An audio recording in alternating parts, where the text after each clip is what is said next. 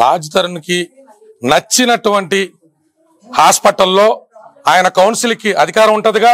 ఈ పిల్ల drug addict కాబట్టి వ్యసన పర్రాలు కాబట్టి నేను వదిలేశానని చెప్పుకుంటాడుగా. బ్లడ్ టెస్ట్ ఎప్పుడు చేయించాడో చెప్పమానండి. బ్లడ్ టెస్ట్ కోర్టు పర్మిషన్ ఎప్పుడు చేయించాడో చెప్పమానండి. ఆ మస్తాన్ సాయం తీసుకొస్తాం, ముగ్గురిని కూర్చోటి ఒకసారి పంచాయతీ పెడదాం, ప్రెస్ క్లబ్కి రమ్మని చెప్పండి. దమ్ము ఉంటే తను చేసినటువంటి ఎలిగేషన్స్ లో చావు ఉంటే అతనికి కెపాసిటీ ఉంటే రమ్మని చెప్పండి ప్రెస్ క్లబ్ దగ్గరికి. ఎందుకు వచ్చిన వచ్చినప్పుడు లావణ్య ఎందుకు బయటకు వచ్చి ఎందుకు మాట్లాడదమ్మా? పిల్ల కొంత అందరం నొక్కిరమ్మా. రాజ్ తరుణ్ తో ఉన్న ఇష్యూస్ ఎందుకు బయట చెప్పలేకపోయింది తను? అమ్మ తనే 40 రోజులు జైలుకి వెళ్ళి బయటకు వచ్చింది. అంటే తనతో ఇష్యూస్ ఉన్నాయి, ఇట్లా గొడవలు జరుగుతున్నాయి అనే విషయం. రాజ్ తరుణ్ మీద కంప్లైంట్ పెట్టాలన్నది ఆ పిల్ల ఉద్దేశం ఎప్పుడు కాదు. కాపురాన్ని సవ్యంగా చేసుకుందాం, కష్టమో నష్టమో నా భర్తతో నేను కాపురం చేసుకుందాం అనుకుంది. నార్సింగిలో పెట్టినటువంటి కంప్లైంట్ మాలవి మల్హోత్రా మీద పోలీసులు తీగలాగితే రాజ్ తరుణ్ డొంక కదిలింది తప్ప రాజ్ తరుణ్ అన్న వ్యక్తి మీద కంప్లైంట్ పెట్టడం ఈ అమ్మాయి ఉద్దేశం కాదు. ఈ అమ్మాయికి బ్లాక్ మెయిల్ చేసే ఉద్దేశం ఉంటే 6 నెలల నుంచి నీకు నేను ఉన్నటువంటి విల్లా ఇచ్చేస్తా, మెయింటెనెన్స్ ఇస్తా, నాకు విడాకుల పేపర్ల మీద సంతకం పెట్టు అని రాజ్ తరుణ్ తన పర్సనల్ నెంబర్ నుంచి చేసిన చాటింగ్ కూడా మీడియా మిత్రులకు అందజేస్తాం. ఎక్కడ చర్చకి తను రెడీయో చెప్పానండి. ఇన్ కోర్టా అవుట్ ఆఫ్ కోర్టా ఎక్కడ చర్చిస్తారు చెప్పండి. ఎప్పుడు వస్తారు చెప్పమనండి అమ్మా. ఓపెన్ గా ఛాలెంజ్ చేస్తున్నా. చాటింగ్ లో నువ్వు చెప్పావా చెప్పలేదా? విడాకులకు సంబంధించి నువ్వు సంతకం పెట్టి నేను పెట్టినా నువ్వు అన్నావా అనలేదా? విడాకుల గురించి ఇల్లు గురించి ఆ అమ్మాయికి నువ్వు ఆఫర్ ఇచ్చావా ఇవ్వలేదా? నిన్న కాకపోయినా కూడా వాళ్ళ బంధువులతో బావ వరుస ఎవరితో ఈ అమ్మాయి లావణ్య చౌదరి వాళ్ళ బావతో కూడా నువ్వు కౌరంపావా కౌరంపలేదా? దాక్కుని బిట్లు కింద కట్ చేసి యూట్యూబ్ లో పంపడం కాదు. నీ దగ్గర ఎలిగేషన్స్ ఉంటే ముఖం చాటేయకుండా మీడియా ముందుకు వచ్చి 11 ఏళ్లలో 2 సార్లు కడుపు వచ్చిందా రాలేదా? పోనీ దానికి కూడా నీ సిగ్గుమాలిన డోర్తో ఇంకెవరైనా బాధ్యుని చేస్తావా? అంటే ఇవన్నీ నిజాలు అబద్ధాలు అయిపోతాయా? ప్రెస్ ముందుకు వచ్చి అంత కాన్ఫిడెంట్ గా అసలు పెళ్లి కాలేదు, జస్ట్ అనే ఫ్రెండ్ మస్తాన్ అనే వ్యక్తితో తనకున్న జస్ట్ ఫ్రెండ్ కడుపు చేసాడా అని చెప్పి జస్ట్ ఫ్రెండ్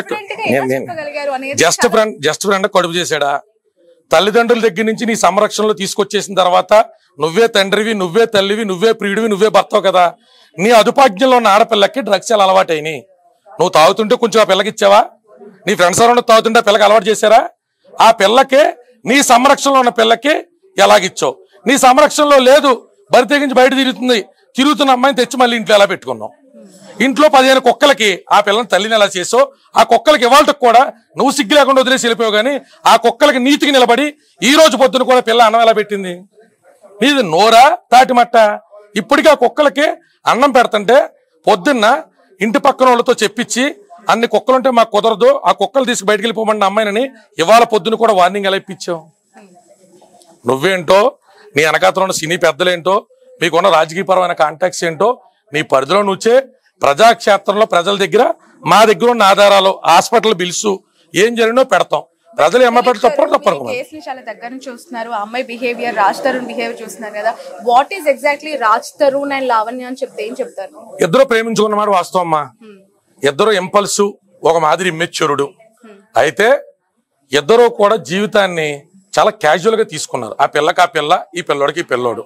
పెళ్ళైన తర్వాత అత్తమాంగారాలు పిలుస్తున్నారు కదా, ఫంక్షన్ల గాట్లకి తిప్పుతున్నారు కదా.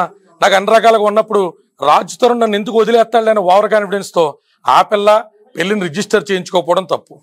11 ఏళ్ళు తిరిగిన తర్వాత కొత్త వైబ్స్ అలవాటు అయినాయి కదా అని ఈ అమ్మాయిని ఇల్లు పొలవై చదివించేసుకుందాం అని కూడా రాజ్ తరుణ్ తప్పు. ఎన్నాళ్ళు తిరుగుతావు, ఎన్నాళ్ళు అమ్మాయిలు మారుతావు?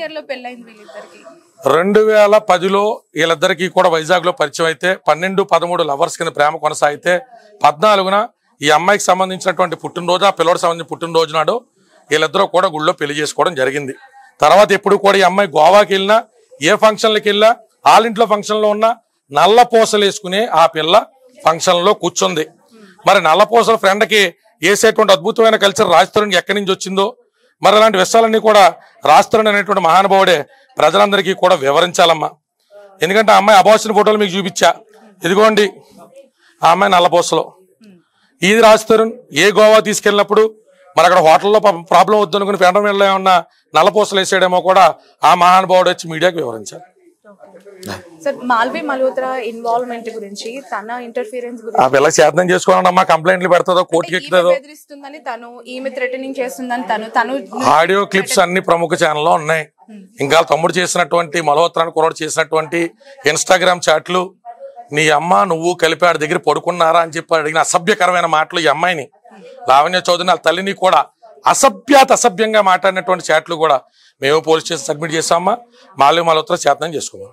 రాజ్ తరుణ్ గారి ఫ్యామిలీ నుంచి ఎలాంటి రెస్పాన్స్ వచ్చిందండి? అంటే ఈ అమ్మాయికి తరపున వాళ్ళు ఏమైనా మాట్లాడారు? అలా తెలియదండమ్మా, ఈ పిల్లకంటే ఏం జరిగిందని సంగతి. ప్రయాణంలో తర్వాత వదిలించుకుంటానని చెప్పి మాట్లాడినప్పుడు ఏ తల్లిదండ్రులైనా కొడుకుకి నచ్చ చెప్తూ ఉంటారు, లేదంటే ఉండమని చెప్తూ ఉంటారు కదా. అమ్మా వాళ్ళు ఏం చెప్పారో ఏం చెప్పలేదో, ఈ పిల్లకి అన్యాయం జరుగుతుంటే మాత్రం చిద్దులాసంగా చూస్తా కూర్చున్నారు. వాళ్ళు ఎక్కడ మీడియా ముందుకు రాలేకపోయినా పెద్ద మనుషుల సమక్షంలో వీళ్ళ అమ్మ నాన్న కూడా వాళ్ళ అమ్మ నాన్న కలిసే తిరిగారుగా. ఒక 500-600 పార్టీలు వియ్యంకులు ఇద్దరు కలిసే కూర్చున్నారుగా. మీరు అందరూ మందు సిట్టింగ్లు వేస్తున్నటువంటి ఫోటోలు వీడియోలు కూడా మా దగ్గర ఉన్నాయిగా. మీరేమంత స్ట్రేంజర్స్ కాదుగా. వీళ్ళిద్దరేమో నిన్న మొన్న ఇంటర్మీడియట్ కంప్లీట్ అయిపోయి లేసిపోయి వచ్చిన బ్యాచ్ కాదు కదా. 11 ఏళ్ళు కాపురం చేశారు. ఇరు కుటుంబాలు కలిసే తిరిగినాయి. మా ఓడలో తప్పు చేస్తున్నాడండి, మనం పిలిపించి మాట్లాడదామండి అని. ఎందుకు మాట్లాడాలా? మీరు కూడా వదిలిపోయింది అనుకున్నారు. ఇంకో కొత్త వాళ్ళు వస్తుంది అనుకున్నారు. మరి క్యాస్ట్ ఫీలింగ్ ఏమైనా వచ్చిందేమో.